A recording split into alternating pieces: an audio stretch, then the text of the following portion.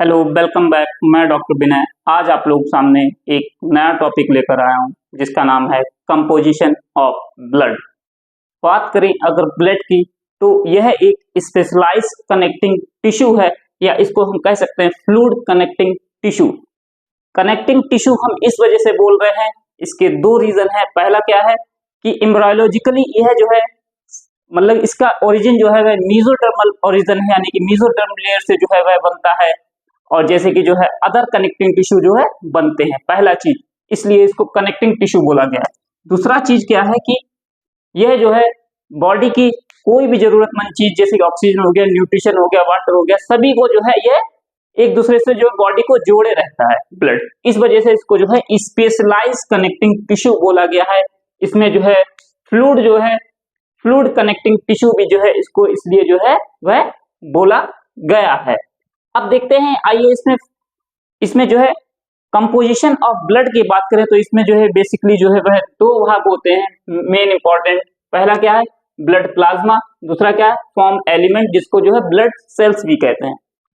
Blood plasma जो कि जो है 55% पाया जाता है, और फॉर्म एलिमेंट या ब्लड सेल्स जो है 45% के रेशियो में होती हैं, यानी कि 55 और 45। ब्लड प्लाज्मा जो कि जो है ब्लड का जो है वाटरी सब्सटेंस होता है ब्लड का, जिसमें कि जो है ब्लड प्लाज्मा में 92% वाटर होता है, 7% प्रोटीन होता है। और प्रोटीन भी कौन कौन से, एल्ब्यूमिन हो गया, ग्लोबुलिन हो गया, या फाइब्रिनोजेन। अब इसमें देखिए कि ग्लोबुलिन जो है अल्फा बीटा और गामा, तीन टाइप की प्रोटीन पाई जाएंगी। अल्फा बीटा जो कि जो कैरियर प्रोटीन की तरह वर्क करेंगे, जबकि गामा ग्लोबुलिन जो है एंटीबॉडीज बनाने का या इम्यूनोग्लोबिन बनाने का काम करेंगी। फाइब्रिनोजेन जो है वह क्या करते हैं, क्लॉटिंग में काम करते हैं, क्लॉटिंग फैक्टर है। और 1% अदर होगी, जैसे कि न्यूट्रिएंट्स हो गए, आयंस हो गए, क्लॉटिंग फैक्टर हो गए, हार्मोन हो गए, कोलेस्ट्रॉल हो गए। कुछ इसमें जो है ब्लड प्लाज्मा में जो है नॉन प्रोटीन नाइट्रोजनस सब्सटेंस होते हैं, जैसे यूरिया हो गया, क्रिएटिन हो गया इत्यादि। तो यह तो रहा ब्लड प्लाज्मा के बारे में बात। अब बात करते हैं फॉर्म एलिमेंट या ब्लड सेल्स, जो कि 45% के रेशियो में होती हैं। यह तीन पार्ट्स में डिवाइड रहती हैं, आरबीसी, डब्ल्यूबीसी और प्लेटलेट्स। आरबीसी का नंबर जो है 99% होता है, डब्ल्यूबीसी का 0.2% और प्लेटलेट्स का जो है 0.8%।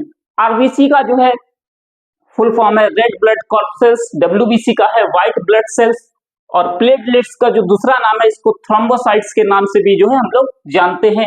जैसे कि आरबीसी को जो है एराइथ्रोसाइट्स के नाम से जानते हैं, और डब्ल्यूबीसी को ल्यूकोसाइट्स के नाम से जानते हैं।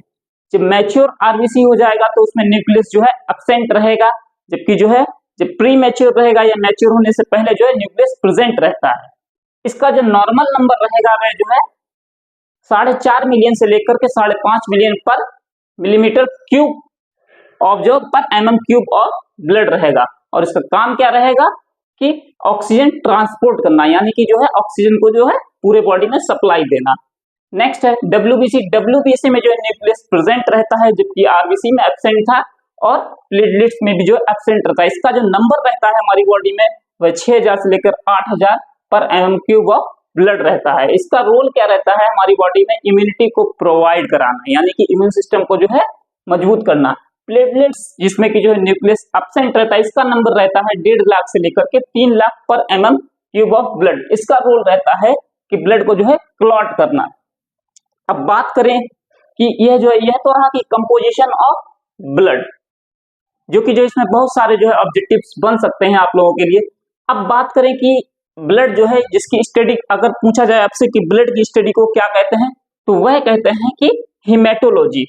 अब यही सर्कुलेटिंग सिस्टम की अगर स्टडी को बात करें कि ब्लड में जो सर्कुलेट हो रहा है ब्लड पूरी बॉडी में, उसकी स्टडी को एंजियोलॉजी कहते हैं। हार्ट की स्टडी को कार्डियोलॉजी कहते हैं। और अगर आपसे पूछा जाए फादर ऑफ एनिमल फिजियोलॉजी कौन है, तो वह है विलियम हार्वे। विलियम हार्वे जो कि जो है फादर ऑफ एनिमल फिजियोलॉजी है। अब जो है बात करें कि हमारे बॉडी में जो है ब्लड कितना होना चाहिए, तो ब्लड होना चाहिए 8% of the total body weight, यानी कि जितना भी बॉडी वेट है वह उसका जो है 8% जो है वो ब्लड होना चाहिए एक नॉर्मल बॉडी में। और बात करें कि इसकी ब्लड की जो है पीएच क्या रहती है, तो पीएच जो होता है, यानी कि power of hydrogen ion concentration, वह जो है ब्लड की जो है कुछ स्लाइटली एल्कलाइन होती है। एल्कलाइन आप जानते हैं कि जब 7 से ऊपर बढ़ेंगे तो एल्कलाइन होगा। तो 7.4 टू 7.6 तक जो है वह ब्लड का जो है पीएच रहता है, यानी कि पावर ऑफ हाइड्रोजन आयन जो है वह कंसंट्रेशन रहती है। अब बात करें कि इसकी विस्कोसिटी की, या कह सकते हैं कि तो विस्कोसिटी जो है वह वाटर से जो है इसका 4 से 5 गुना जो है अत्यधिक होता है, या कह सकते हैं एक आम भाषा में कि गाढ़ापन। अब बात करें कि यह जो है सबसे सॉफ्टेस्ट टिश्यू है हमारी बॉडी का, कह सकते हैं कि हमारी बॉडी का जो है सबसे सॉफ्टेस्ट टिश्यू है, और यह जो है सॉफ्टेस्ट टिश्यू है, और एक नॉर्मल ह्यूमन बॉडी में जो है 5 से 6 लीटर जो है ब्लड पाया जाता है। तो आशा करते हैं कि आप लोगों को यह जानकारी अच्छी लगी होगी। अगर अच्छी लगी हो वीडियो को लाइक करें, चैनल को सब्सक्राइब करें और अपने दोस्तों के बीच में शेयर करें। जय हिंद, जय भारत, थैंक यू।